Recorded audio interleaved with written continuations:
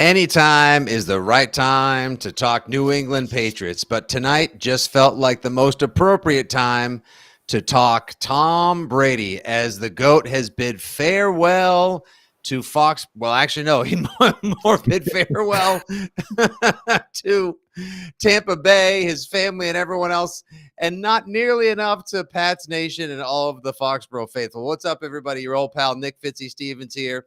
And tonight on a very special impromptu Foxborough and Friends, or rather, Jesus, Foxborough and Friends. Come on, Fitzy, get it together. Fitzy and Friends, I'm joined by two of my absolute best Pats pals, a lifelong friend and one of my best friends I've made along the way during the 20 years that Tom Brady was busy being awesome at Gillette Stadium, winning Super Bowls. You got my guy, Georgie Kip, the other Pats fan, and old balls himself, Jerry Thornton. What's up, dudes? What up, gangster? Let's effing go. Let's go. Let's effing go. Let's also fix that view here. There we go. That's what I'm talking about. Dudes, I put out the bat signal. The Pat signal went up in the sky about a half an hour ago. I just said, hey, wait, anyone feel like just getting together, talking to some Foxborough fans and doing a little Tom Brady talk? And, of course, these two guys answer the call immediately. Of course, Georgie Kip, from when he used to walk real slowly up to your mailbox and deliver your mail, and then he became internet famous doing the shit Pats fans say videos with your old pal Fitzy, and of course Jerry Thornton. Let's give each of these guys their own. Let's give each of these guys their own proper intro too. That's Georgie Kip, the other Pats fan, and of course author extraordinaire, one of Mr. Kraft's favorites. You read him all the time at BarstoolSports.com. That's right. It's old balls himself, Jerry Thornton.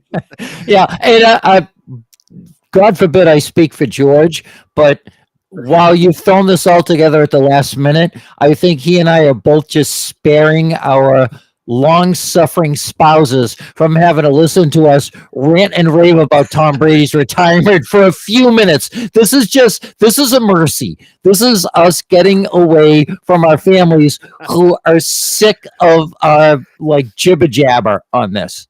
I should literally I can't watch you just sitting there fiddling with your phone, crying all night long. Would you get in your room and just go talk to your boys? Because apparently I'm married to Maggie from Caddyshack. My wife's in the other room watching The Secret of My Success. That's how much she's so happy about me dealing with Tom Brady. Hey, spoiler alert, George. That's a fairy tale for you. I have to tell you, the Irish. I'm not the secret of your success. the Irish Rose was. The Irish Rose. Ready? Hold on. Carlton Whitfield. Excuse me, Carlton, right? Huh? Look at the big nerdy brain on this motherfucker over here. Brantley Foster? Which name? Oh my God. How have I never checked into a hotel under Carlton Whitfield or Brantley Foster before? Honest to God. What's your wife up to, Jerry? No, in my case, the Irish Rose made the mistake of coming home from her job where she teaches elementary school kids music and says, "Hey, the janitor said that Tom Brady retired today." And after I think at about my 45th minute, she was just kind of trying to find a way out of the conversation. You know what I mean? Trying to slow her heart rate down like Hannibal Lecter to get carted away. It was at some point it became what's his name? Ron Burgundy's Emmy acceptance speech. Keep those microphones on. I'm not done talking about this. So yeah, you're doing her a great service by drawing me away so she can watch either A, something about figure skating, or B, something about a couple shopping for a house overseas somewhere. So yeah, this is good. This counts as your community service, Nick. Exactly, dude. And it's my pleasure to do it. And already we've got 100 comments, people that maybe didn't want to take it to the radio or social medias and whatnot. And what better people to ask than your old pal Fitzy, Uncle Jerry, and the other Pats fan. Let's just get right to it right here. You'd think there's only so much Brady you can talk. You'd think there's only so much Brady retirement you can talk. And in a lot of ways, I kind of feel like my emotional response today to it becoming final, double super official was muted even before we found out that he didn't mention the Patriots, Pats Nation, the Kraft family, etc. in his 700 word 9-frame retirement post. But because we found out Saturday, all of us in our various dispos of like shoveling, hanging out with the family. I was actually on the air and got to break the news on the radio. I think that kind of like dulled the response a little bit today. And then when like the text messages kept flying in, like he never mentioned the Patriots, like the Patriots didn't appear in the post. And I could tell there was like massive indignation, both from friends that were texting in and then across all of Twitter, which is of course just a giant swirling pool with teeth of massive indignation. Then it got weird for a while. So I just want to know, like, how did you guys both feel at first? And does it bother you that he wasn't mentioned at all? And like, where are you sitting with it right now? Georgie, Kip Dog, you're up. I think he's going to make an announcement. Like he'll come back to Foxborough. That's what I'm, fingers crossed that and that's the right thing to do. I think. I mean, Nick, I think you said it best on one of your tweets where it's like, or it was alive. I think he did. And it was, he spent 20 years and they had his retirement photo as a buck, saying, see you later. Right. I'm a Buccaneer forever. And so I was like, oh, he's got to be doing something here. There's got to be something done. Like use a statue or anything like that. Guys just spent too much to sound. He's the equivalent of or surpassed Larry as the all-time great in my lifetime anyway. Yeah, there's no you might want to get that snack out of the microwave. So there's no denying what Brady meant to us. I mean, you and I have known each other for 40 years, but like, we're just thicker than thieves and like have basically just been like family, especially over the last decade as we've been making the last 20 years, watching games, talking about games, celebrating, bemoaning games together. Then the 8 years we made the videos together. Jerry, you and I met online or through mutual friends, like a lot of people that Tinder. Now we all recall. Exactly. Actually, it was called, it was Grindr. It was Bradier. It was actually a website for dating among Brady sexuals. It's actually called onlypatsfans.com. Exactly. Pats fans only. It's called Scorer, Goater. Yeah. I mean, like you can literally come up with a million different terrible Tinder jokes about it. But like, we met that way, and now you're part of my extended Foxborough family, one of my best buds in the world too. And like these are just some of like the side effects, the ancillary benefits of your team being great, of like sports in New England as well. But like when you have the common uniting greatness, as I put up George Rodriguez, screw Brady. People, hi from Vegas. Mm-hmm. Hi, hey, how are you guys? Let's go 12. There's so many different people with such varied opinions on here, which is fine. It could also be a Monday morning where it's like, I understand why we lost, or like, what the hell was McDaniels thinking, or how come Brady missed this open guy? That's fine. That's the passion of the sports fan. But like, didn't it seem, here we go. Here's another one right here. Kaz Timmer, I feel dissed. Did you feel dissed, Jerry? Did it bother you immediately? Or did you think there has to be something else beyond like Kip was saying, like a ceremony, a meaningless one-day contract, or like the unveiling of a statue or a bridge? When I first got engaged to the Irish Rose many, many years ago, I said to her, you're going to find, I'm going to warn you ahead of time, that a lot of times when I'm talking about real life things, I speak in sports metaphors. And also when I'm speaking in sports metaphors, I was talking about real sports, I talking a lot of real life metaphors. And the Brady thing has never not been about a breakup for me. I have beaten that horse to death. And so today, when he reaches out to his Tampa family after having left us 2 years ago, it felt like, okay, you've just penned this beautiful, handwritten, heartfelt, prose-filled love letter to your new bride, and we're your regular family, and we get like a Hallmark Valentine's card that's like, postmarked 2 days after Valentine's. You know what I mean? Like we deserve better. Again, how many of us know people that have children or pets named after Brady, like who have defended the wall and fought the good fight against people who said, "Oh, Peyton Manning's better, Aaron Rodgers is better." Like I wanted there to be the writ of prima nocte, where he gets to sleep with whatever bride he wants to, and offered myself up as his first choice if that was the case. And this is what we get. We deserved better. He has bungled this nonstop. Like, I think you tweeted this out, Nick, and it's brilliant. We finally found out something he can't do well, and that's retire. That was actually from a recent guest on Do Your Pod on the Barstool Sports Podcast Network.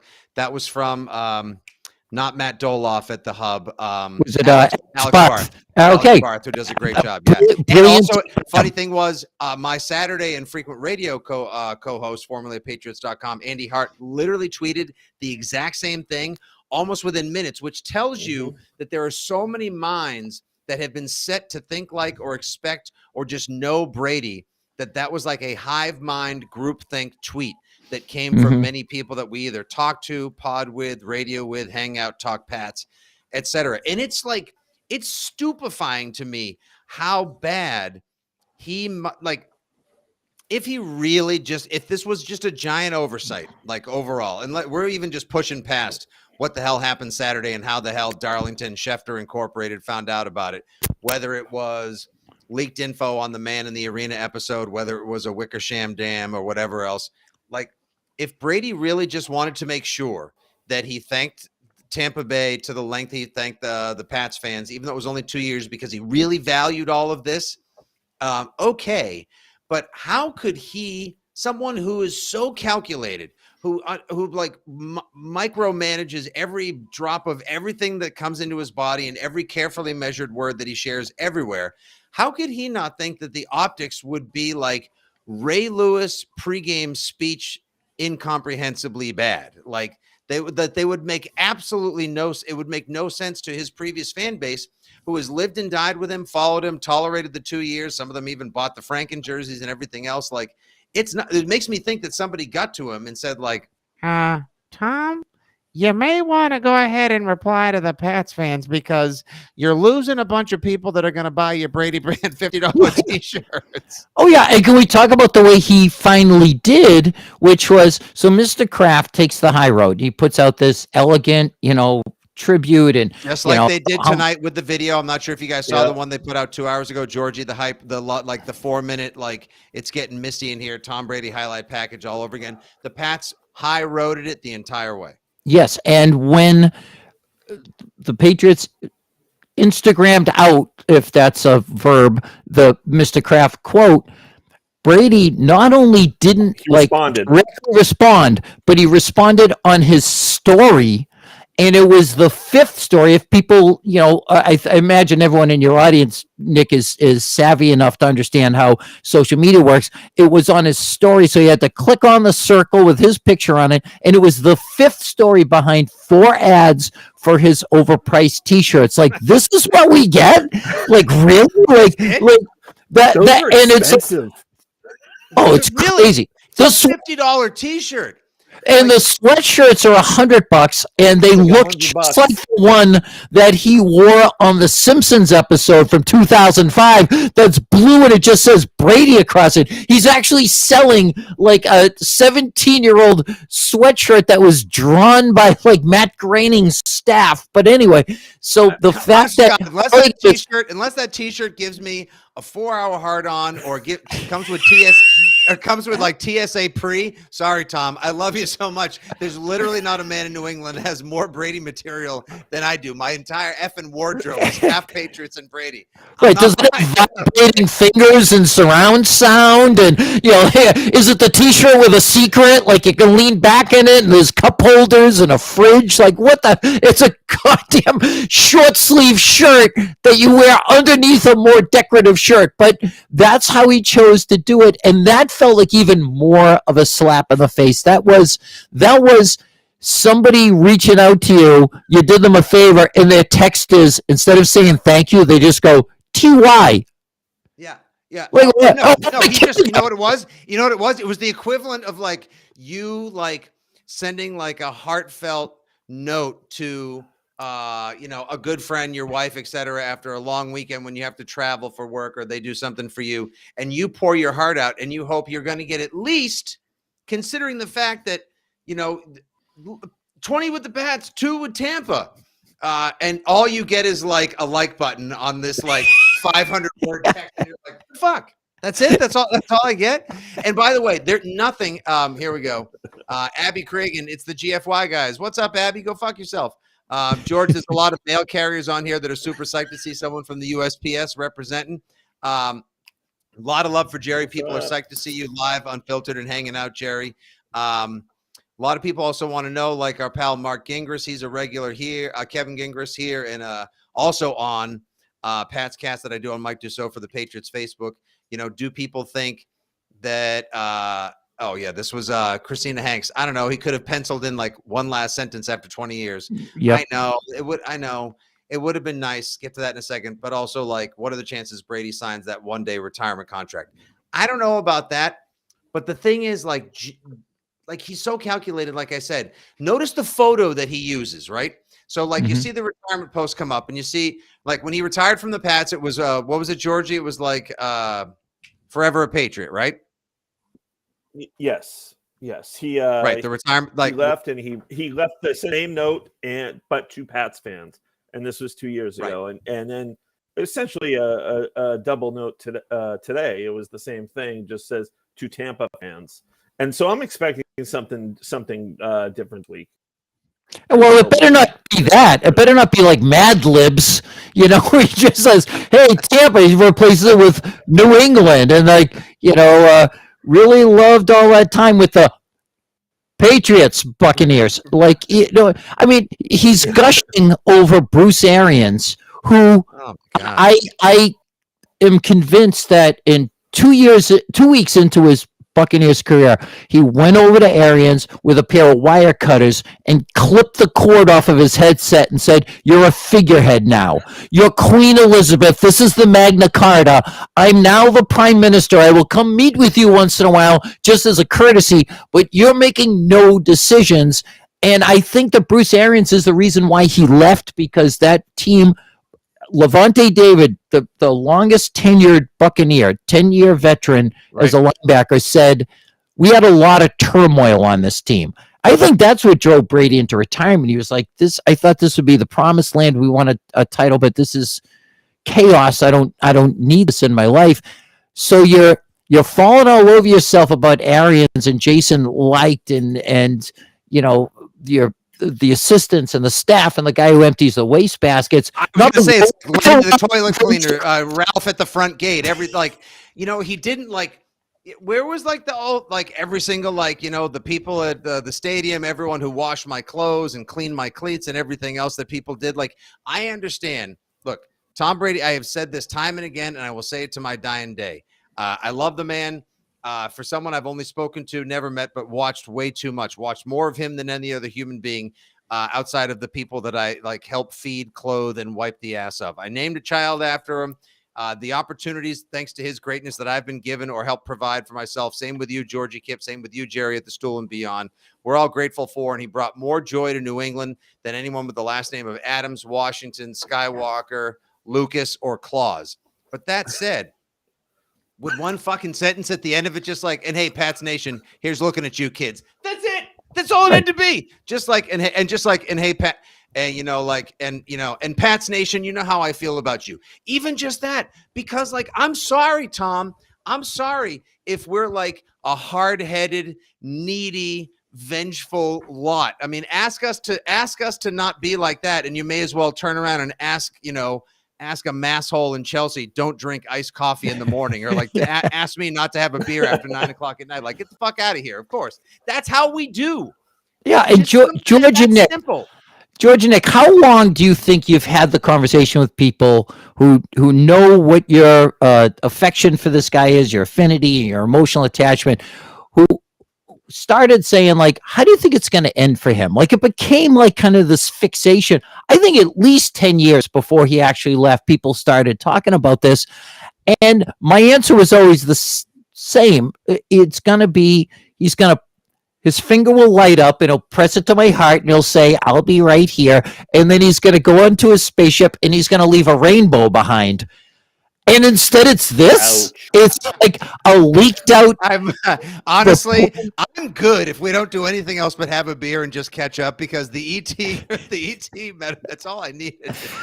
Oh my gosh, I was envisioning like John Williams' music swells. I'm sad. I'm in tears. D. Williams is looking at me, right?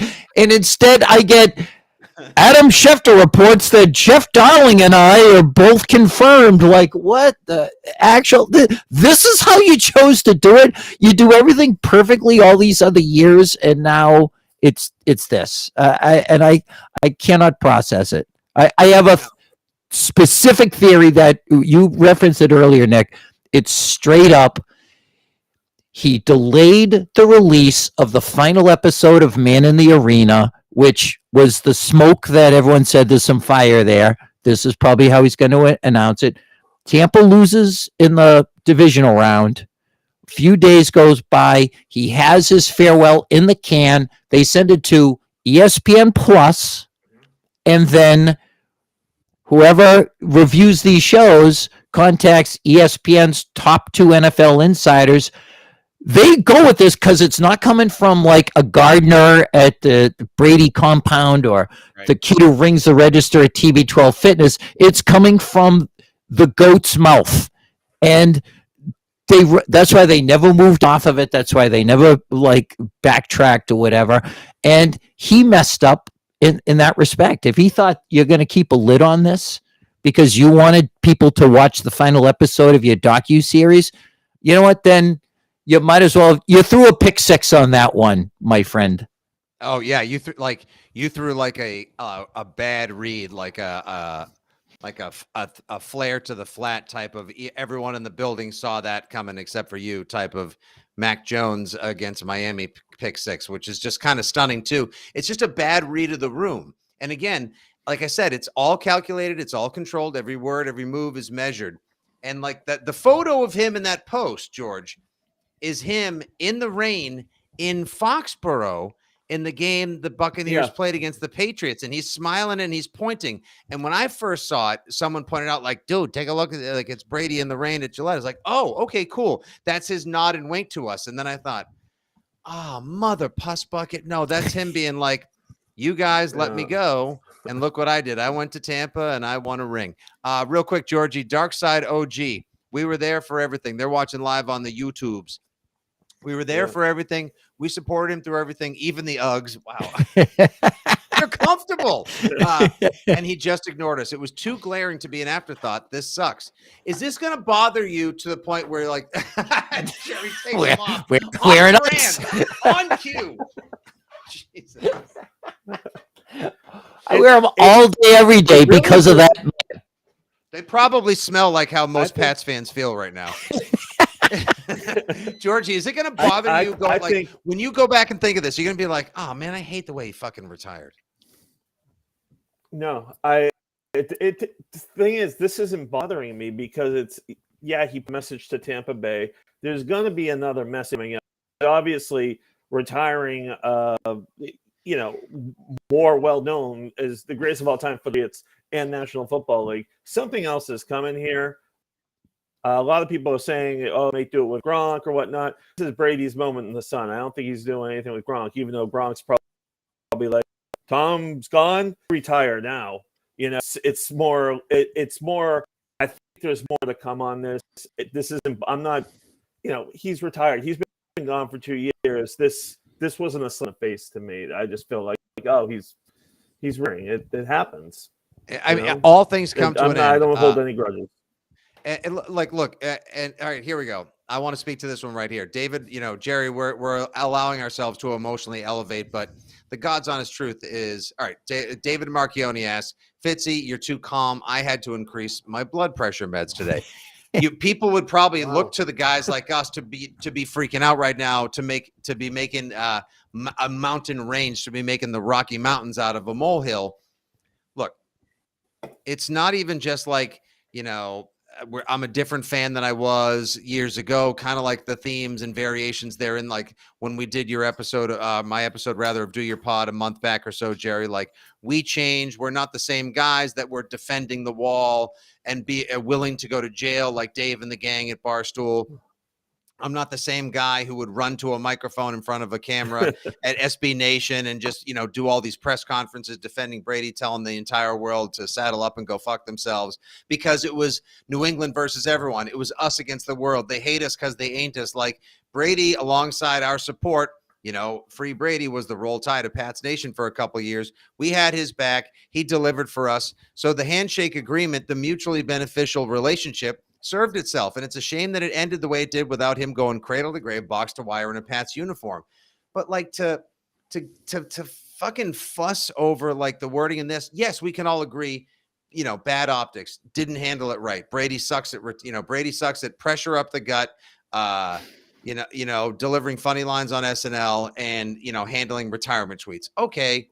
But like, is that gonna like color the way I talk to my kids about Tom Brady? Is that gonna queer the way that I watch Super Bowl 51 over and over again, which I may very well even do later tonight when it's on NFL Network? I mean, if that's the case, I'm super petty, and I kind of am at times, but more so like I'm making this about me. It's not about me.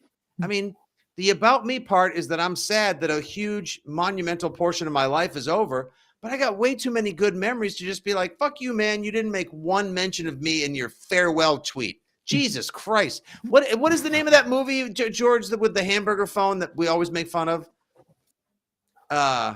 Juno. Juno. Yeah, exactly. Like, I mean, where's Petty as a bunch of fucking kids mean tweeting each other like in the movie Juno? Get out of here. You know what? I was waiting for one of you guys to relate this whole situation to a movie about a pregnant teenager who's unprepared to have a child, like that, because that was such the natural through line from what we've dealt with to that. So thank you for that. Fine. Yeah, Michael Cera was the first person that I thought of. Look, I will say this. Yes, in the long run, and by long run, I mean 48 hours from now, none of this is gonna matter. It's not going to be a hill of beans in this crazy world, but this is our hill, and these are our beans. It's absolutely the correct narrative for today. Even Ben Volen, who lives to troll people and gin up controversy where it doesn't otherwise exist, had a great, exactly the take that we're talking about. Like, right. You know what? It doesn't mean nothing that he left out New England in this. But right, a week from now, it's just going to be in the rear view, and now we're going to finally get that perspective on 20, not just great years, not amazing years, but unprecedented, unparalleled years. But that comes later. Just like when he left. Look, he retired from my heart on March 17th of 2020 at 8:30 in the morning. Like he ruined Irish Christmas, my favorite day of the year. It'll never be the same again. Like that's what I always say. Like it was just like 5 days after the start of the COVID lockdown, but St. Patrick's Day, the unofficial favorite holiday of Massholes and Bostonians several hundred years running, has been tainted forever. Now, will you think differently of Malcolm Butler Day because it was the 7th anniversary of Super Bowl 49? Billy Bueno, watching live on Facebook, says, I forgive him. You really have to. Christina Hanks chimes in. It was bad enough that he pieced out on the first day of COVID lockdown. So, like, listen, we're elephants about this shit. We never forget. Like, this is like I've always said, like Bill Belichick, even though he's different than a lot of us, is highly relatable because he's grumpy and he's smart and probably thinks he's smarter than he really is. And he's powered by spite and vengeance. And that's what makes him so near and dear to the New Englanders' heart. And same thing with Brady. It's just that Bill Belichick does it with the same kind of like low key energy that your uncle goes about his business at a family get together. Whereas Tom Brady looks like a freaking supermodel who wears $500 sweaters as he throws footballs to a Danny Amendola lookalike off of a mahogany boat in fucking Monaco. Subtle difference. George, you can relate.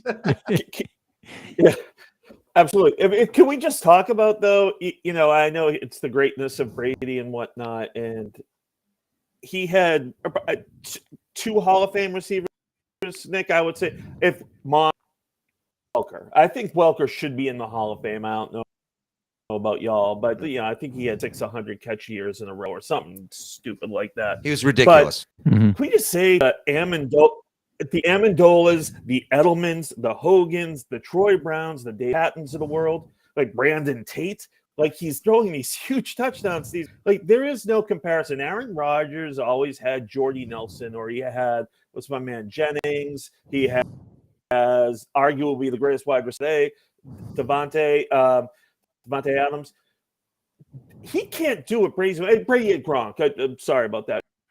Gronk's tight end, obviously weapon, red zone weapon. But how on earth did he win all these games with a former player, a seventh round quarterback, a guy who's 5'2"? It's unreal to me that this guy is the greatest of all time, and not because of the people surrounding him. He was just better. Yeah. Peyton Manning had Marvin Harrison and others, Reggie Wayne. I mean, just an absolute you guys keep chatting of people to throw to, for sure. And that is part of his greatness. I did a episode of Do Your Pod yesterday where we talked about what were his greatest Super Bowl moments, what were his greatest playoff moments, and I said his greatest regular season moment was that one where the comeback against the Saints. You know what I'm talking about? The Scott Zolak. Yeah, with Tompkins. Unicorns, show ponies. Right. The final drive with no timeouts. He had a huge conversion to Austin Collie. 2 fourth down conversions to Austin Collie. When I said BRB, I'm grabbing a beer.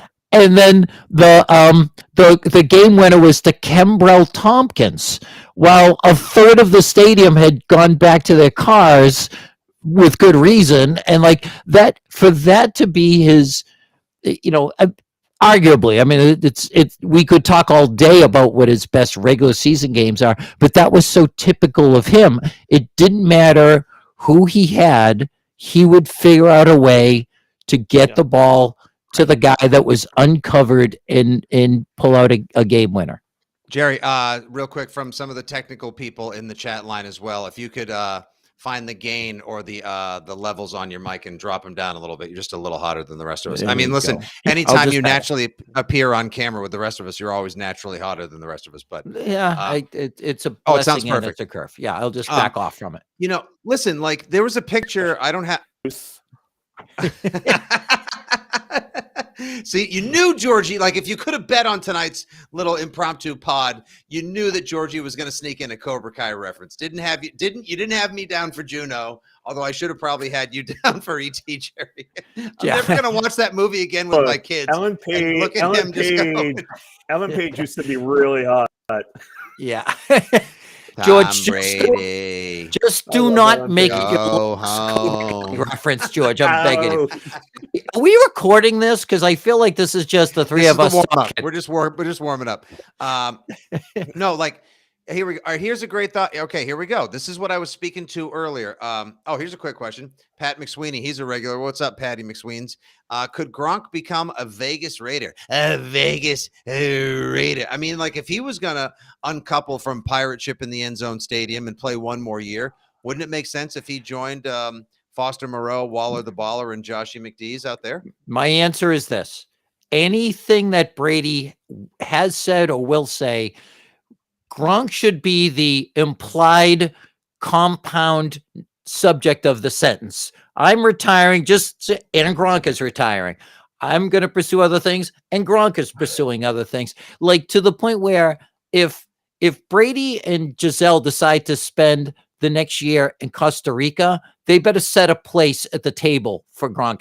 If Jeff Bezos invites him into space, make room in the capsule for a 6'8", 265-pound behemoth and put some extra jet fuel in that thing. He's not going to do anything that Brady's not doing. Hard stop. Georgie, let's get to work tonight. Jerry, you too.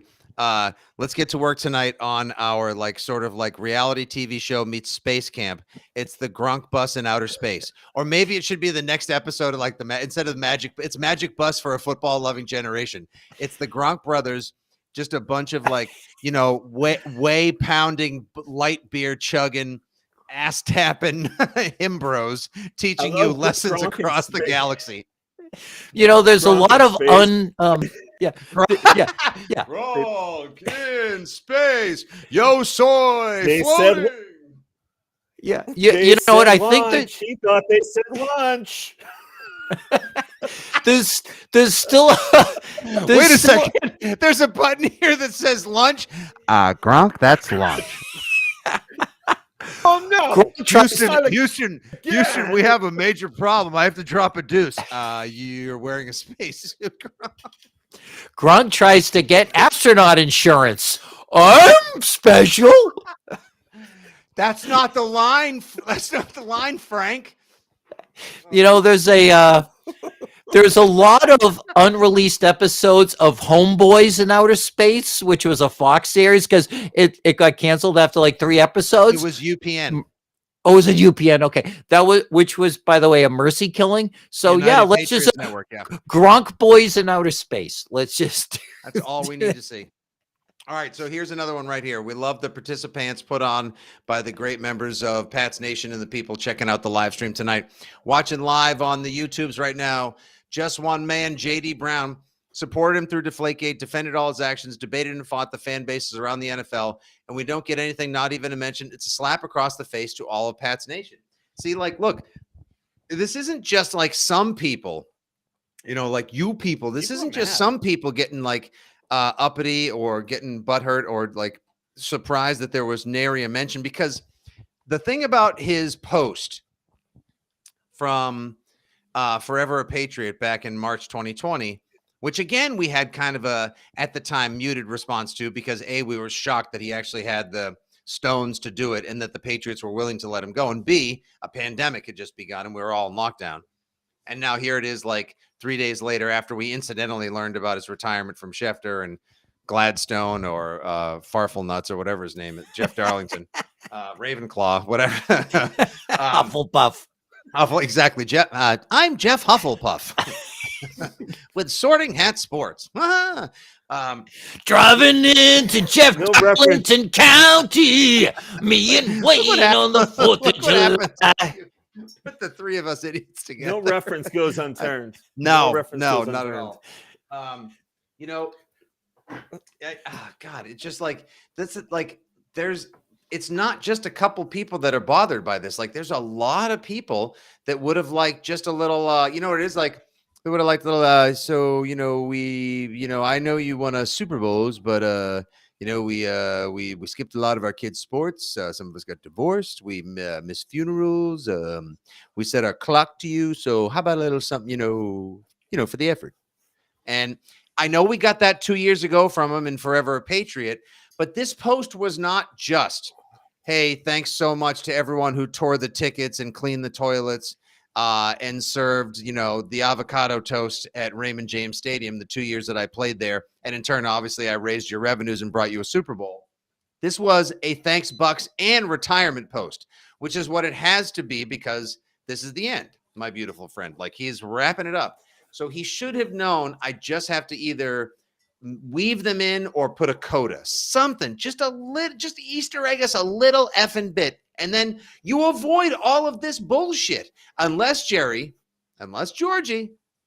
he's doing it to start this conversation, to get us all riled up, so that when he either flies back to Foxborough or when episode 10.5, Man in the Arena on ESPN Plus comes out, and then he just has, a 5-minute, I wish I could quit you, or he just does like Tom Cruise at the end of Jerry Maguire to us, like, you complete me. Then we're all going to look like shitheads. But here's then the why? thing. Remember when Bird retired, remember they had a Larry Bird night? They're going to do that for him. They're going to do that for Brady, and they're going to get all the old teammates. They're going to get Brown and all the Hall of Seymour and Branch, and Brady is a bitch. I think they could actually sell out Foxborough for a Tom Brady night. I really, really do, and I really think that's going to happen. A non-game Tom Brady appreciation night. Yeah, I mean, Nick, are you hosting with Bird? Yeah, George You is right. I hosted mean, one. Nick, you hosted 37,000 people for a send-off rally. You know what I mean? Like that for We like were the there. We were population two of of them. Fenway Park showed up to send this team off to the Super Bowl.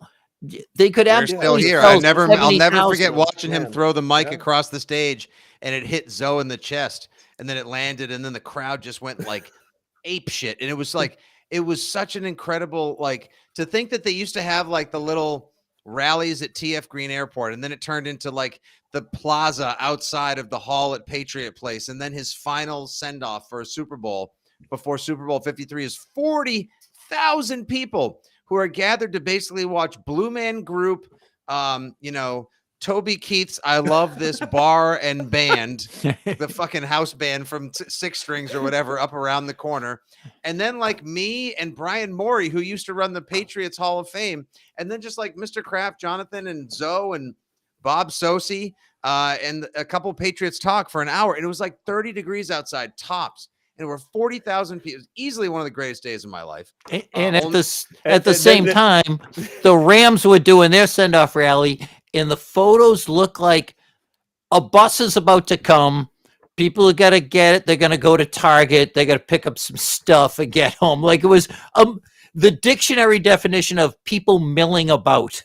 Right. And here's It was here's just the like an Onion Patriots. headline. Rowdy Street Corner deemed too populous, or Rowdy Street Corner turns into Ram send-off party or something like that. Like police break up Ram send-off party. Turns out to be 5 people waiting for a bus. Like it was that pathetic. The Irish cop bucket is going, okay, move along, you. We're not going to have a gathering around here. And that was it. And so could they double that crowd for a Brady send-off, which, as George has suggested, they could. And I agree totally. It absolutely could. It's just a matter of wild, will dude. he? That would be wild. Here's a weird aspect of this, too. This whole cryptic, odd way that he's decided to end it. To me, the whole point of Man in the Arena has been so far to celebrate his time with the Patriots. Like, remember how we all thought it ended really badly and he was bitter. In 2019, the entire year was like looking at his body language, and is he upset? Is he unhappy? Most How come miserable he's so mad? quarterback in NFL history. Yeah. Absolutely. And he after the fact said, oh no, I knew I was done. So this all seemed to be like this kind of love letter to the Patriots, to Belichick, everything that they did for me, and I really appreciate it now. And I kind of felt like, all right, with the passage of time, he's realized how special this was, all kind of undone in the last 24 hours with this weird way that he chose to end it. Yeah, he would like Georgie. He always would have us, like, no matter what. Tom Brady, like I could walk down Fifth Avenue and shoot people. Doesn't matter what Tom Brady did, no matter what the claim that was. I don't care if he starts the Tom Brady podcast and he has on someone who's like, the pandemic is fake, whatever. Like, he literally could commit any sort of what is considered like contemporary sin, be it real, illegal, metaphorical, whatever, and we would always have his back, no matter what, because of everything he did.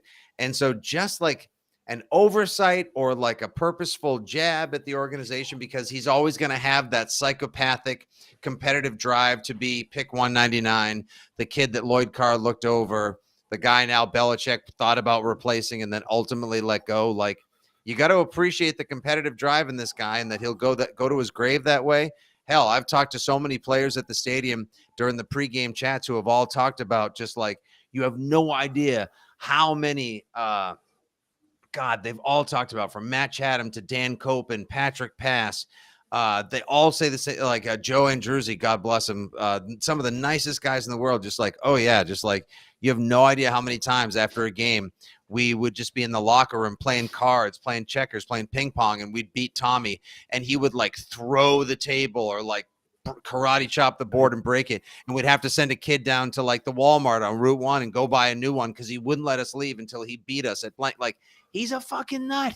He is an absolute psycho. It just happens. Like stories of Jordan, right? Yeah, literally same thing. It's just he looks like he just happens to look like Rock Hudson and throws a fucking beautiful spiral. Yep. And the same thing could be said of Clay Buchholz. There was a guy who just hated to lose. Like he just would, he was so dialed in to beating you at anything. Oh no, I'm sorry. Matter of fact, actually, Jerry, I have it right here on this flashcard I have called like Clay Buchholz. Actually, it says right here, Jerry, to Buchholz, to willingly accept losing no matter what, while always looking like you smelled a fart. Yeah, he once went on the disabled list for 6 weeks with a bad haircut. and the absolutely underrated part of Brady's entire career was 2001. So the championship game, we're now into January of 2002. He gets his ankle rolled up on and he leaves the game. 2008, Bernard Pollard gets blocked into his knee. He in the first quarter of the season doesn't play again. Those are the only times in 22 years that he left the field with an injury. And I mean, not for a single down of football. Not like, ow, bloody hands. I hurt. I've got a my arm. It's broken. It's broken. The 2017 championship game that we watched, the three of us watched together at George's house against Jacksonville. The week leading up to that, he almost had his throwing hand thumb severed from a snap on. And yet throws those 2 touchdown passes to Amendola. And it's arguably, I would put this in his 10 greatest passes, which is like a breakdown for WEEI. I'll probably whip up this week. Or just like the 10 clutchest plays from Tom Brady. Fucking 3rd and 18 against the Jags, January 2018, the 2017 AFC Championship, if you will. That had no business being completed. That they found a soft spot in the zone, and Brady throws a ball that literally comes in and like clips the artificial grass of the field turf as Dola puts his like Nike Stickum gloves right underneath it and brings it in for the most unlikely of 3rd down. Like, we're all like, it's over, it's done. Like this is what he did. Taught us to believe the impossible was possible. George, you have a favorite specific throw that he made? Yeah, it was the game tying drive against the 28-3 game, the 3rd and 10 from the end zone to Hogan. I think that is so underrated. Yeah, because he went to Hogan 3 straight times in that, and then finally hit it from the end zone. And I remember being pissed off at Joe Buck going, but Hogan didn't get out of bounds. I'm like, dude, there's 2.5 minutes left. Don't worry about it. But it was from the 8-yard line, and it was 8-yard line was the line of scrimmage, and it was 3rd down. And he went for 17 yards on an out route to yep. Oh man, Chris Hogan, and like the LaFell throw too. The Baltimore. Oh, the LaFell against the Ravens in the AFC divisional round. You had this thing go viral a couple years ago at EEI when you started talking to Tom on the radio, and you said, "What's your greatest throws of all time?" And he perked up and said, "Well, that was a good throw. The Troy Brown one was a great throw." Against the Panthers in the Super Bowl? Was that the Troy Brown one he was talking about? This was the Miami Dolphins overtime. Yeah. Okay. Overtime against the Dolphins in 2003. He looked for something short. It wasn't there. Rolled left. Troy Brown broke long past, I think, original Patrick Surtain and another guy. And Brady delivered a freaking laser, Mr. Bigglesworth, 60 yards to his hands. And that's when Belichick threw the headset up in the air and then like watched it land and just went ape shit on the sideline. It was the furthest he's ever thrown the ball, aside from the Moss in the game. The Moss one that he threw 75 yards. Favorite watching that again. Favorite regular season throw. It has to be the Gronk one hand. The Gronk one hand. We were at that game, Nick. That's right, in 2014. That's right, Jerry. You tailgated with us. That's when we all hung out and did fireball shots and just hugged a bunch of like puffy coated. Like leather skin, salty, booze, stinking, awesome Pats fan dudes that are like, Fitzy, other guy, dude, come over here. Dude, put me on the movie. Oh, man, if I had $1 for every dude selfie I've taken in a parking lot with Pats fans, I would be the richest man in Babylon. You know, it's not never enough. It's never enough. I remember. If I could somehow spin that into crypto, Jerry. What's I that, remember George? looking at Nick when Gronk made that. I remember looking at you when Gronk made that catch, and your mouth was just agape. Like it was just like you How could had it not no be? emotion. It was one of the greatest catches I've ever seen. I don't know if it's not Brady's greatest throw, but one of the greatest moments that was the best game I think we've ever seen live. You know, if or there's the Buffalo another- one, the Watson if- one. Oh, If- we were there. Hey, Jerry, fun story too. 2008, Bernard Pollard rolls into Brady's knee. We're there. We're all like, I had T-shirts made that said 37-1 because they were going to follow up 18-1 with 19-0. Like we were so fired up for the opener. I had some buddies from New York City that came up that were Kansas City Chiefs fans. We all had way too much liquid celebration. Like Tom told us, we got lubed in the parking lots. We were fired up and primed, ready to rock.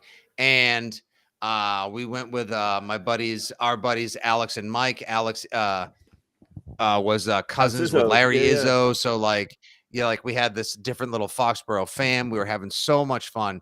And it gets rolled up on. And then I decide to play, let's see if Fitzy can drain Gillette Stadium of all of its Coors Light. I lost because I was so just like crushed like everybody else. And then that ended terribly. There may have been vomiting and DiGiorno's involved later.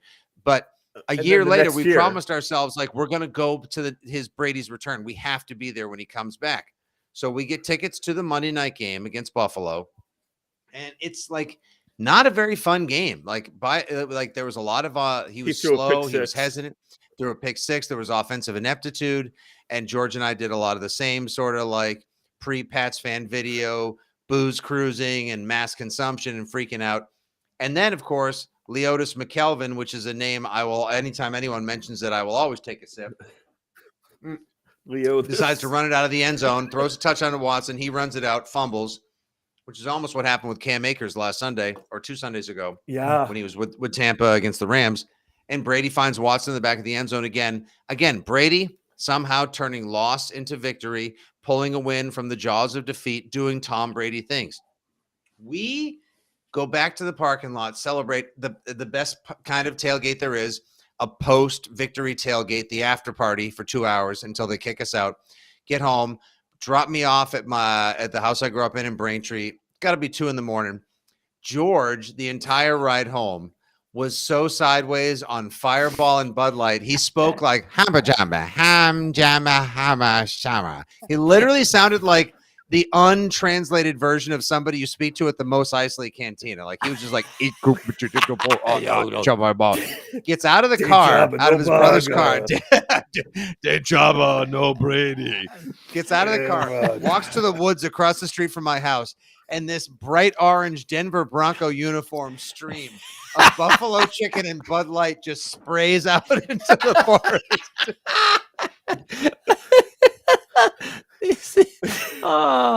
These are the moments. You took one for the team. My wife is blessed. My wife is blessed. I love the idea that there's a through line from this all the way back to Wisconsin in the mid 60s. I'll never forget Bart Starr leading that comeback, and Uncle Leo hurling chunks all across the woods. I watched a man kill a deer, butcher it for the tailgate, go to the Packers game, throw up, go outside, and then eat that deer raw after Bart Starr threw 3 touchdowns. 1927, Fritz Pollard leads a big comeback. Guy yaks all over his suit.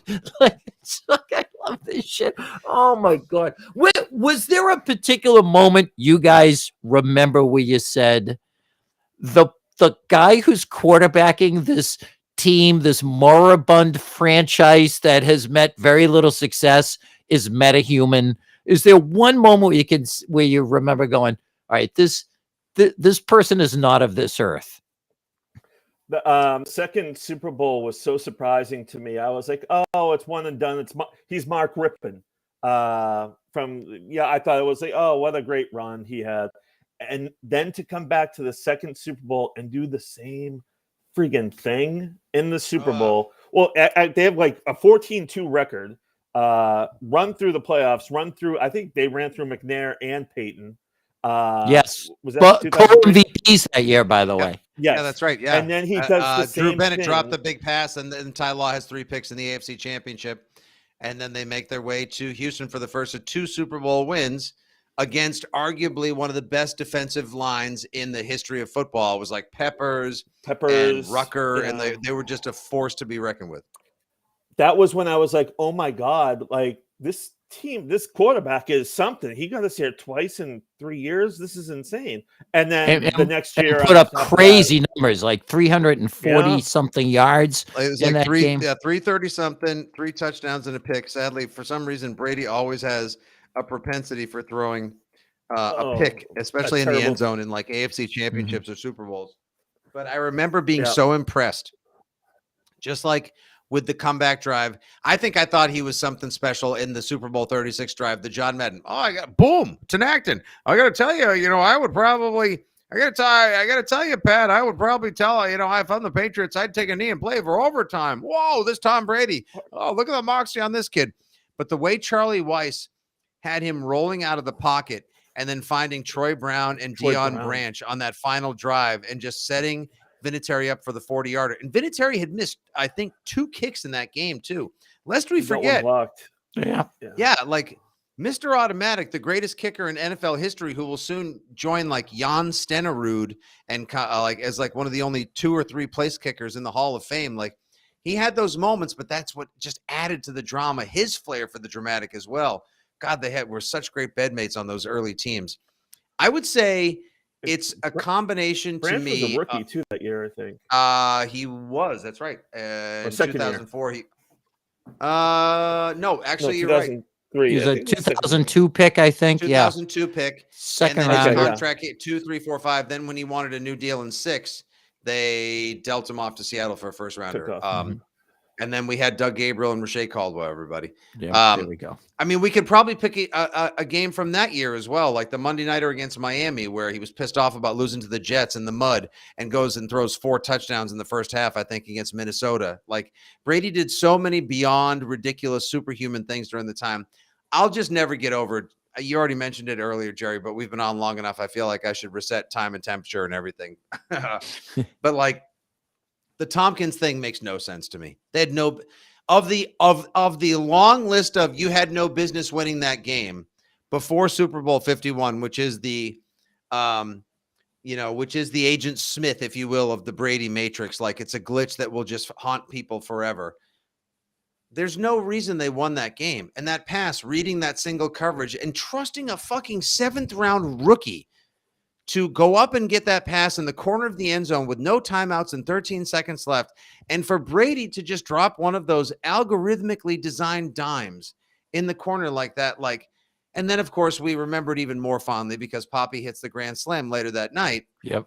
God damn, what a week, too. Poppy Hall of Fame and Brady. Nuts. And that game was like his receiving core was like the equivalent of when they bring the lucky fan out of the stands at a hockey game, and if you can like shoot 10 pucks into the net in the time allotted, like again, Austin Collie, Kembrell Tompkins, and that's who he won with. I credit to Danny Dorito 815 for saying 24-0 against Denver. They spot 24 points to Peyton Manning's Broncos, come back, the game goes to overtime, and Belichick takes the wind, like just says, right. We're going to defer to them. And you don't have enough arm post pig neck surgery to Peyton Manning. And he was right. Yeah, and there were 5 possessions in that game. Like the Patriots touched, the Denver touched the ball 3 times. The Patriots got it twice and won. Now, all right, two moments in 2001. Jerry, real quick, I just thought you'd get a kick out of this. I want to shout Frank out for this as well, because we're nothing without the viewers here that are watching right now on Facebook. Frank Toludo, I'm just disgusted he never thanked Mo Lewis during his speech today. God damn it, Frank. That's the tweet that would have gotten me and Jerry 1,000 likes.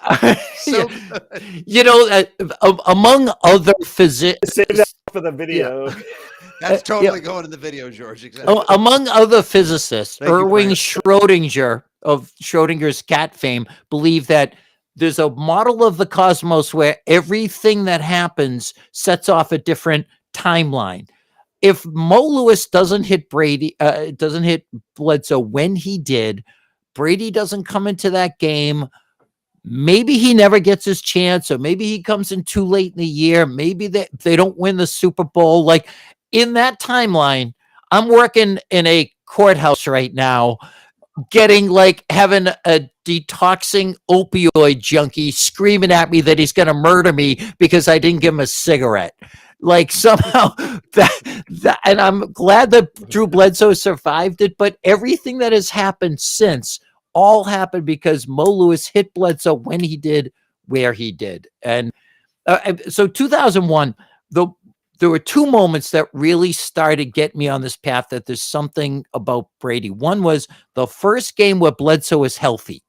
So that was Brady had gone 5-3 as a starter, never really lit it up in any of those games. Maybe there was one, I think one against the Chargers where he put up some good numbers, but okay, he's now got the highest paid player in NFL history staring daggers at him from the sideline. Let's see how he did. And that was a game against the Saints.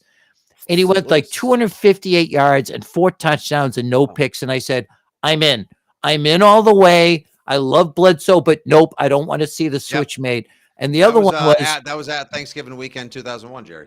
Was that okay? There you go. And then the following week, I think, was when they lost to the Rams. You know, had won the Super Bowl 2 years earlier. That was the week before. Yeah, week before. Yeah. That was the last game I saw at Foxborough Stadium with my dad. Yeah, and that was the last game that they lost that year. But to me, when they had the final drive against the Rams in the Super Bowl, and John Madden famously was going, "I don't know, I'd take a knee here. I don't get what they're doing." And Bledsoe, famously, to his undying credit, pulled Brady aside and he said, "Fuck it, just get out there and sling it." Right? Well, he should put that on a shirt. Barstool needs to sell that. Fucking get out there and sling it. So I'll just do it because it was a brilliant piece of advice. Well, Brady spikes it. And I don't know if I clocked it in real time or if it was maybe from repeated viewings, but watch it again. He spikes the ball. It bounces up off the turf. And he's just so cavalierly just puts his elbow against his ribs and catches it like a balloon at a kid's party. Totally calm. His heart rate was not elevated. And all I could compare it to is when, in a similar situation where Joe Montana in the Super Bowl said to his whole huddle, "Hey, look, there's John Candy." Yeah, guys, there's Del Griffith up there. Wow.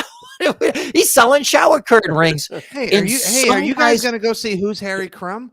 Joe, we're in the fucking Super Bowl. What are you doing? Some people. That's the statue, though, Jerry. That's going to be the statue. Brady Holden. I think that's going to be the statue. I do want 6 statues, but I will take that as the one. It's going to be the fist pump. It's going to be. I think if you had to all right, I'll put this out to the comments. Everyone who's still watching, all 230 of you beautiful people, we peaked at 400 something. What a wonderful and loyal audience. Whatever episode, you know what? The fucking Outer Banks, guess what? There's a dead body in the river and everyone's beautiful. You can watch it another night on Netflix. Thank you guys for hanging with us. Thank you guys for the nice words. Watch Curse of Oak Island tonight. Yeah, I know. Shout out to our boy Matty Blake, who couldn't join us tonight because he's too busy being awesome and hosting shows on the History Channel. A man who's 50 years old, who I did a radio show with, who's one of our best friends in the world, and literally cried today when Brady called it a career.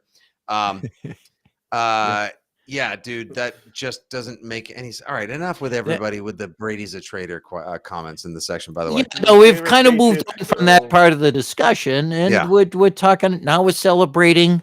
Let's celebrate. Yeah, exactly, guys. Come on, let's celebrate. A career. We've all got to transition to that part, So let's think before we wrap it up, because we've for a text message I sent you guys at 8:00 saying hey, let's hop on and talk Brady for 30. We're at 1 hour and 5, so let's just do a couple more.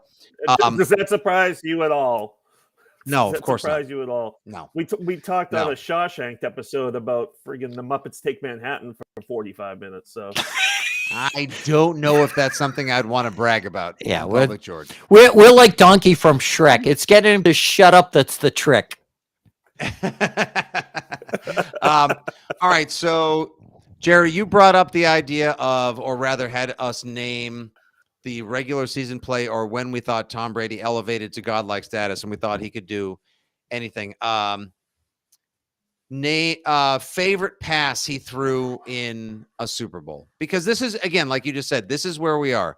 Whatever about the line, whatever about going to Tampa, whatever about everything that he did there, Tommy and Gronk, all the things that were like, that made us want to throw up through our eyes or just like rattle our cages. It's all over now. Wear your Brady jerseys. It's the first time I've worn this in over 2 years. It feels great. I'm comfortable with where it's at because of everything he's done for us and then some. So let it go. The cold never bothered you anyway. Here we go. Favorite Super Bowl pass. You know what? I think was, yeah. You go ahead, George, because I'm between a few of them here. So mine was actually Gronk. I was like, oh my God, the world knows how much New England loves Gronk, and Gronk just caught a pass in the Super Bowl. I thought that was the KJ Wright. They put a linebacker on Gronk, and they Brady threw this beautiful pass in the corner. And I remember thinking, oh my God, Gronk's on the big stage, and that meant a lot to me as Brady. It was the second touchdown that game, and it was Gronk's. I feel like that was everyone loved Gronk, and he got his due there. That was my favorite Super Bowl catches of all time. Super Bowl passes. That was the only the only pisser about that one, Georgie, was like they were going to go into the half with a touchdown lead, and then with like a minute 40 left, fucking Russell Wilson drove him down, and that giant dude who literally kind of like David Tyree, who never even played a football game again after Super Bowl 42. $1 in the Super Bowl 42 jar. You're welcome, everyone. Chris Matthews, giant receiver who ate Kyle Arrington's lunch and forced Malcolm Butler into the game. So, Jerry, back to your whole idea of sliding doors and the corollary or butterfly effect. Like, if Chris Matthews doesn't come in and eat Kyle Arrington's lunch, George Kippenhand's least favorite cornerback in the history of football, then we never get Malcolm Butler inserted into the game, who doesn't make the greatest play in Patriots, if not Super Bowl history. So, yeah, dude, that was a dime to Gronk in the corner over KJ Wright.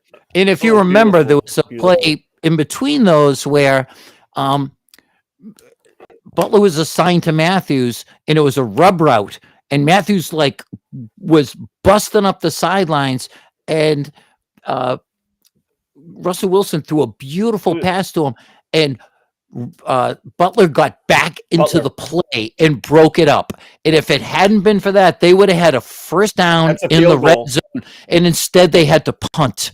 It was a gigantic play that everyone forgets. And in addition to the one where it was then Jermaine Kearse catches the ball that went in one ear and out his nostril and up the other nostril and juggled it and then came up with it and then started to run into the end zone.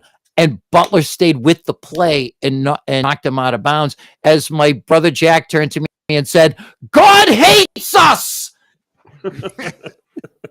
Again, like we were paying for the sins of Spygate and previous gridirons, crimes committed or something like that. It was ridiculous to think, like, how in the fucking world is this team going to lose 3 Super Bowls in a row on 3 miraculous Tyree and then Manningham and now the Kearse catch? I went dead inside until all of a sudden I just felt like a Dementor sucked it was your second Harry Potter reference of the night, everybody. A Dementor sucked the life out of me and then randomly just blew it back into me on the Butler interception.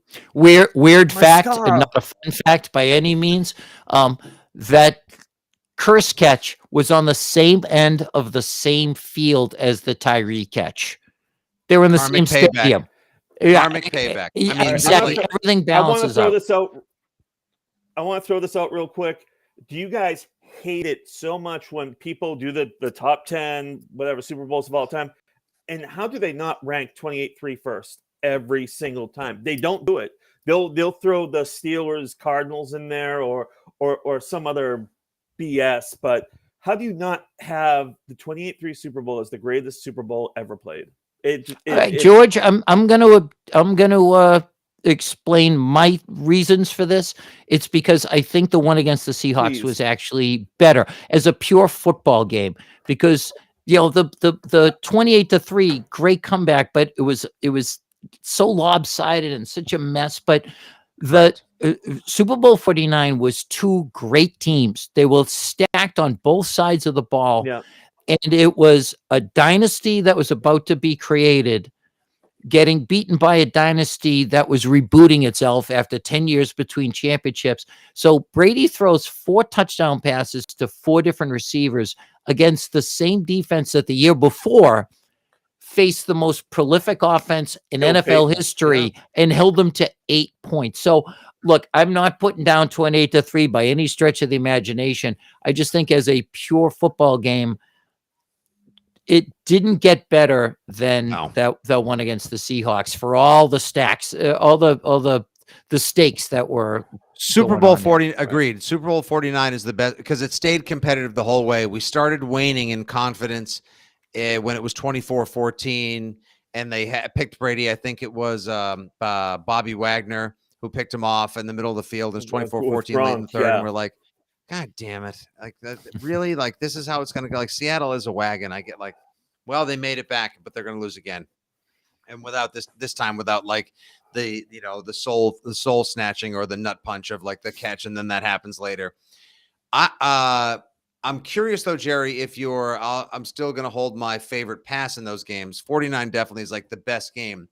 51 is just the most ridiculous thing because it was a bad watch for 75% of itself, and then all of a sudden it becomes literally like I can't think of a movie where it was like this 2-hour movie blew chunks for 90 minutes and then the final 30 minutes were the greatest thing, because you wouldn't watch that long. Like if a movie was that bad that you wouldn't watch for 90 minutes and then the final 30 minutes are so good, you need to eat chalk and listen to babies crying while people drag fucking, forks on dry plates for 90 straight minutes. Like, you just wouldn't do it.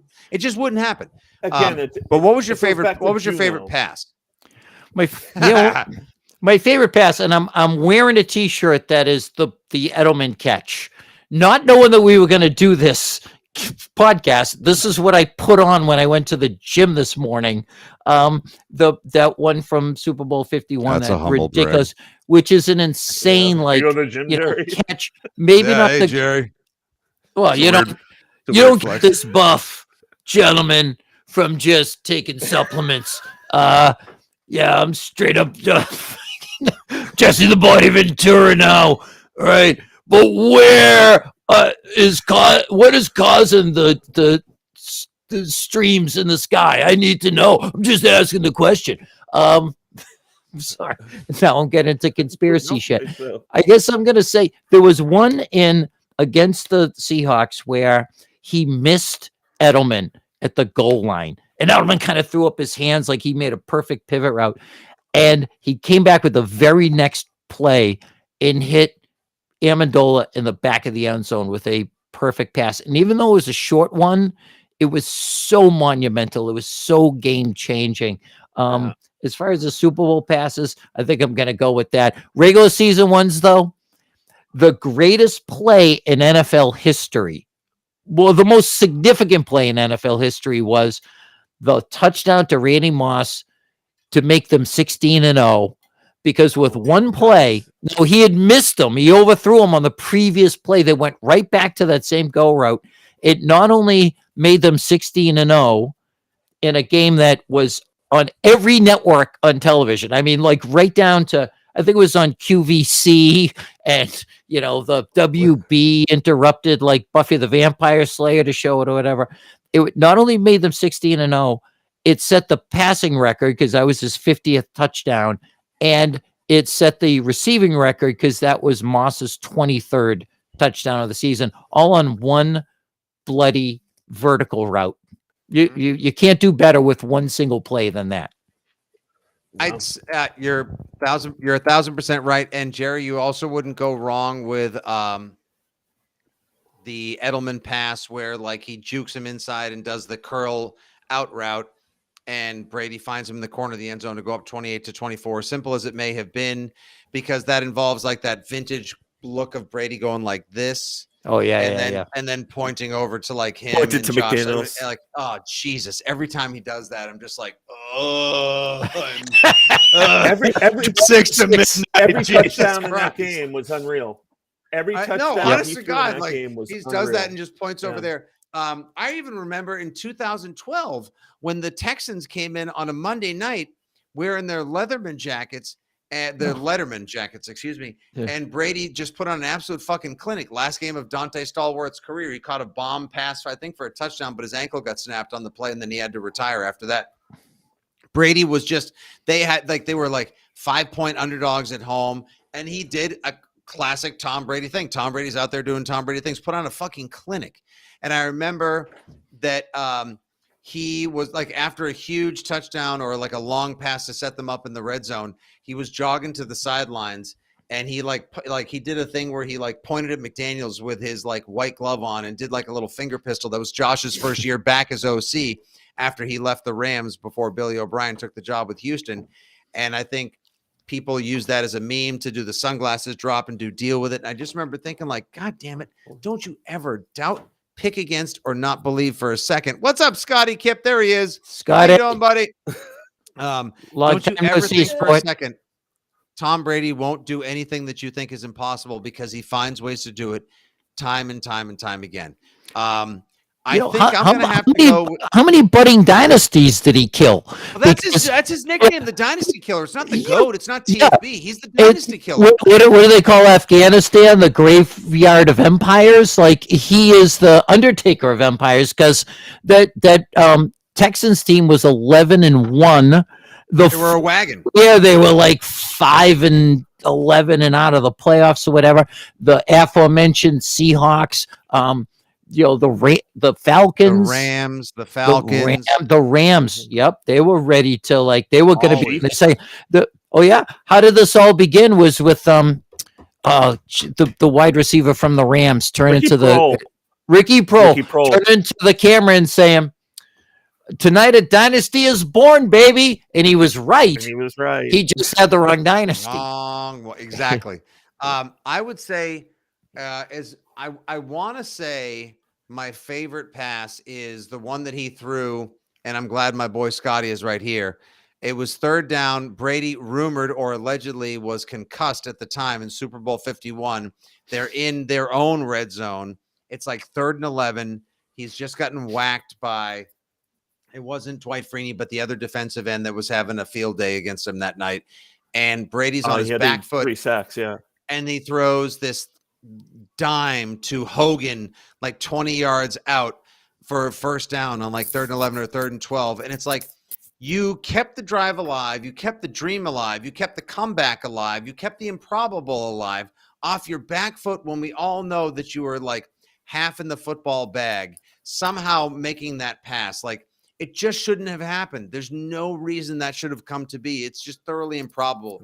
But I think, like, I got to go with the one 3rd and 14 to Edelman. Edelman's favorite play, the one where he catches it and then Cam Chancellor just lights him. Where he talking about possible concussion. He absolutely got the shit knocked out of him on that play. Hi, Scotty. That's all right. You've heard worse from Uncle Nick. And he just Scotty, got lit up like the Griswold. Yeah. Like, he gets lit up like the Griswold family Christmas tree by Cam Chancellor. Definitely should have gone to the little blue tent. We didn't have one by that point. It's all good. And like, that keeps the drive, like, that keeps that comeback alive. And that restart, in a lot of ways, that was the spark that kind of like starts that comeback and restarts the second half of the dynasty, like the fire for the second half of the dynasty. Like, absolutely effing awesome. A lot of people in the comments saying, my boy Luke Lemberg, his favorite postseason one, of course, Georgie, yours as well. Brady to LaFell, the divisional round against the Ravens. That might be his finest postseason pass. But as far as Super Bowl, Tom May, non-touchdown to Hogan pass from the end zone easily. Mm-hmm. I think it is, or the Amendola after the catch. That was a great pass too. Tom May is echoing what I think a guy named Cousin Chris said a little while ago about Gronk, and there was a 3rd down diving play in Super Bowl 53 to set up the only score of the game. That was gigantic, just ridiculous. In a game where he didn't light it up by any stretch. That game is the sole property of Brian Flores and Dante Scarnecchia's ability to figure out a way to stop the pass rush. With Dominican Sue was on that team then, and obviously Aaron Donald, and they kept Brady clean. And I think Donald ended up with like one tackle in the entire game, no sacks, no pressures. That was brilliant. And every time I watch Aaron Donald, I say, how did they do that? How did they contain this guy for 60 minutes of football? But Brady did just enough with the shadow of Rob Gronkowski as his only tight end to win that one. Jerry, I guess Peter Constance, who's watching live on Facebook, he's got a project for us. Can't wait for Gronk to retire and do the Married with Children reboot. He'd make a great new Al Bundy. I can't disagree with that. Can't disagree. Gronk running a new chapter of No Ma'am, selling shoes. I will take that. Nobody could ever be Ed O'Neill on that. No one could ever compare to that. But as a shadow of him, yeah, I'm with it. All right, boys. So we should probably wrap because the 30-minute chat has now gone almost an hour and 30. It's not that it's Scotty's bedtime. It's the rest of the old farts' bedtime. So final thoughts on the bizarre retire gate. Brady gets outed on Saturday via Schefter, Darlington, and Espen. Finally retires this morning of his own socials. But beyond that, I've enjoyed every last minute of this impromptu live stream. I've especially enjoyed the last half, which has been celebratory towards the 20 years, the amazing comebacks, the improbable wins, the multiple championships, the duck boat rides, the joys, the career, the opportunities, and in our case, not to get too sappy or maudlin, the friendships that he has helped forge along the way. So any final thoughts before we wrap it up in front of this awesome audience that is still several hundred strong? There is no other. He's the greatest player of all time. But the smartest player of all time knew how to use his third down backs better than any quarterback in history. And I don't care because it was Shane Vereen, it was Falk, it was James White, it was Dion Lewis. And we're not even mentioning those guys. And God, James White is, I think all those guys, White, Falk is in the Pats Hall of Fame, White will be Hall of Fame. It's just, it's so many guys we don't talk about, but Brady is just, he was the best part of television over the past 22 years with like maybe Michael Scott being the second, the best character on TV. Yeah. Me personally, I'm a homer, and it broke me when he left, the way he left. I tried to root against him while he was gone. He kept drawing me in. It was still those same old feelings kept coming back up to the point where now that he's retiring from no longer being a Buccaneer, to me, it's a mercy. Like I'm relieved because now I can get back to what I always wanted to do, which was to celebrate his career again and be happy about the memories and not just sit there and watch him completing bombs to Antonio Brown and living this wonderful life where he's like riding a boat in a parade and tossing the Lombardi trophy to people and doing all these things like that I wanted him to do only for us. So I'm happy that he's gone. I look forward to getting past this point where I hate the way he left so that we can just have him retire a Patriot and start breaking ground on statues. And I can break out this little number again for a little bit of role playing, this thing that I've missed that I haven't been able to look at. And and everybody who has a number 12 Tampa Bay jersey, burn it now. And let's get back to pretending that the last 2 years just never, ever happened. For one extra movie reference, Jerry, take that Tampa Bay jersey, Scotty earmuffs, and from Weird Science, tell you what, how about you bend over and I'll shove it straight up your ass. The movie and to everyone that I love on here who's watched the videos, thank you. Like, who's watched our videos. To everyone who's read Jerry, great, and retweeted us at any point, who has tolerated our in-game finalysis, who handles our dad jokes, our puns, our shtick, and our nonsense. Thank you. To everyone who's bought the t-shirts and helped support the nonsense that I do with my friends and my brother. thank you. To people who share the videos and then share thoughts that like they waited for the next video, that they wanted to know what we thought after the game, who share the stories of making memories, just like, I'll never forget the time I was in West Yarmouth and someone came up to me at a restaurant and said, like, I was in the deepest depression for 2 weeks after Super Bowl 42 and I watched your webcast, Fitzy, and that was the first time I laughed, and my whole family watched it and we watched it again, and you made us like, it always sucks to have to try to like find the funny in the darkness, but like that's the equation for comedy is comedy equals tragedy over time.